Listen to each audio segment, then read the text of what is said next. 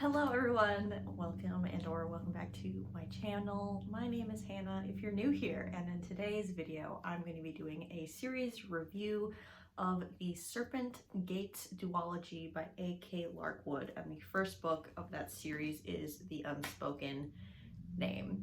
Now this series kind of came out of nowhere. I was reading this first book for the Our Fantasy Bingo reading challenge prompt where you have to read a main character who is an orc, and so I picked this book up because of that prompt. And let's get into it. Let's talk about this story. Let's talk about this as a duology because it really surprised me and kind of came out of nowhere for me. We inhabit this space called the Maze, and the Maze is a series of connected worlds that are connected through a series of gates. And so this has a little bit of a sci-fi element in that way, but other than that, this is primarily a fantasy story. Magic exists in this world, for lack of a better term, in this series of worlds. But it has to do with one's connection to the gods and is detrimental to the magic user, and they often die very young because the magic is very draining. And it seems like some of the gods are still around, some of the gods are hidden, some of the gods are banished, and some of the gods may be returning. We start our story with 14-year-old Kasorwe, who is the orc main character, and she is part of a religious cult and has been preparing her whole life to be a sacrifice to her god. And a wizard comes to her temple, and his name is Belthandros Sithanai, and he convinces Kasorwe to run away with him instead, and he becomes her mentor, and she kind of idealizes him for saving her, but Sithanai has plans for her and ends up training her to be a spy, an assassin, gives her all this martial training.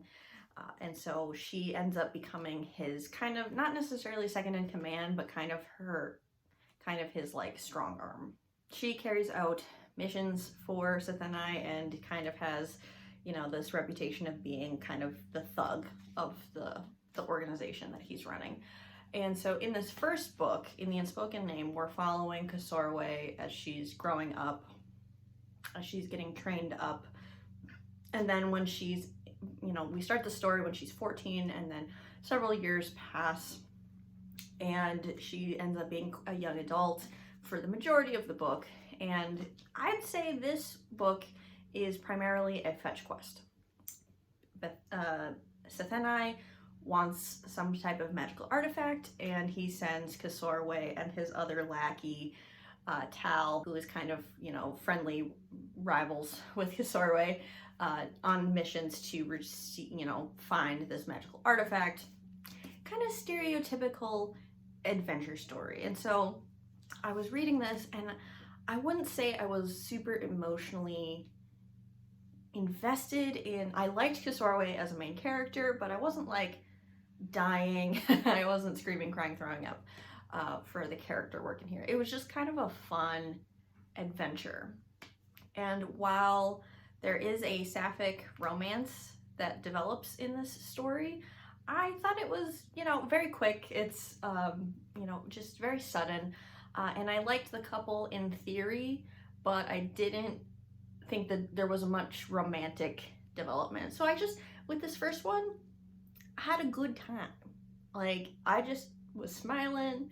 It's just a fun adventure. This is a very plot-driven story, I would say. And I will say one thing about like the writing and the world building. It's cool. Like the idea of the maze and the gates kind of connecting the worlds together is an awesome idea. I just don't know if it was like very well explained in here. There was kind of a lack of description for what was going on. So while I had a good time, I think this book definitely has some flaws, and I would have loved to see a little bit more care taken with the sci-fantasy, the science fiction and fantasy elements. One example I can think of is like our main character is an orc, but there's really no difference between orc culture and human culture. And so that was a little strange. It was like, well, why is our main character an orc if you're not going to do anything with that in your world building or with your character arc or anything? So that to me just fell a little bit flat with the world building, and I think it has to do with the writing and the execution of this story. Overall, I did have a good time with this one, and I gave it 4 stars. I really did enjoy my time reading it. But I wouldn't say this like blew my mind. But then I read the sequel immediately, and that kind of changed my whole perception of the series as a whole. The sequel is Thousand Eyes, and it completely changes the tone and the vibe of the entire series. So like I was saying, the first book is kind of like a lighthearted adventure, and there are stakes, and you know, the stakes are kind of high, but I'd say medium stakes. But it feels just kind of like a fun adventure, and you kind of know like everything's gonna be okay.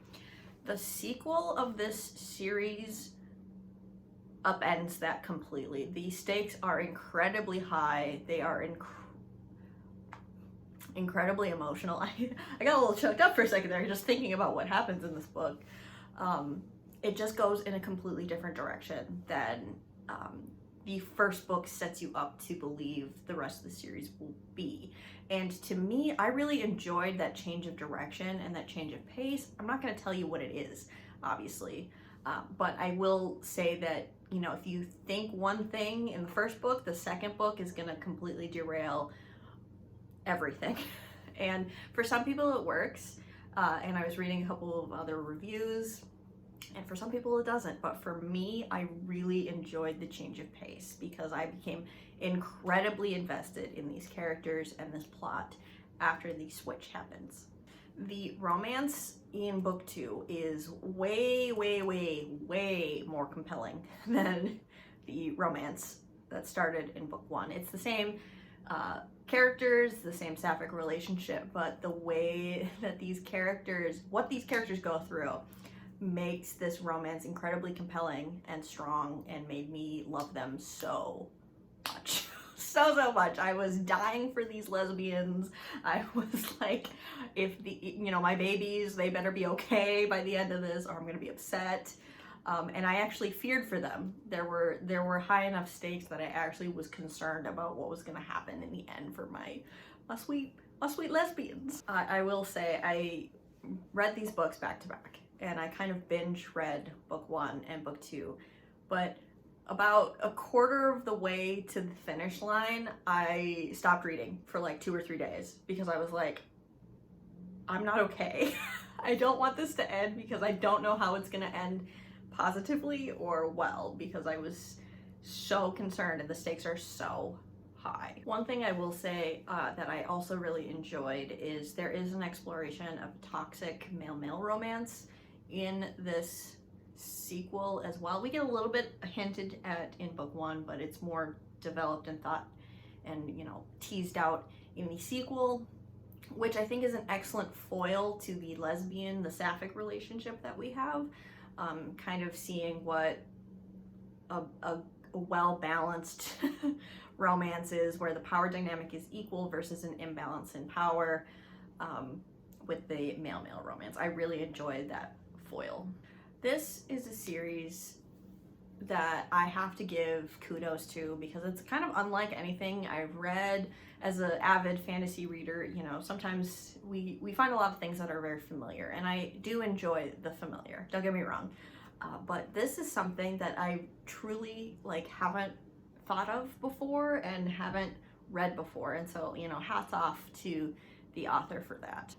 I really think this is an excellent series. The first book is, you know, kind of hit or miss for people, and I totally understand it, but truly I recommend, if you enjoyed the adventure of book 1 but you weren't blown away by it, I would honestly give the sequel a try, because it just goes in such an incredible, there's such a new direction, such an incredible journey that's completely unexpected. So I highly recommend this duology. You know, it's only 2 books, so I'm really gonna be pushing for it, for you guys to give this one a try, just because I think the people that love it will really love it. I don't think this series has necessarily found its niche, its readers yet, because, you know, people probably give up after the first book, and I totally respect that. But truly, truly, truly, give the sequel a chance. The Thousand Eyes was incredible. I give it 5 stars. I loved this book. I loved this series. I implore you to give this duology a chance. I truly, truly love it. All right, I think I've gushed enough about this. Thank you so much for watching this review. Let me know if you've heard of this series, have read this series, have read the first book. I would love to know all your thoughts in the comments down below. And if you ever read another fantasy with an orc main character, I think there's like one off the top of my head that I can think of, but let me know if you know any more in the comments down below. I'd appreciate it. Again, thank you so much for watching, and I will see you in another video of mine very soon. Bye!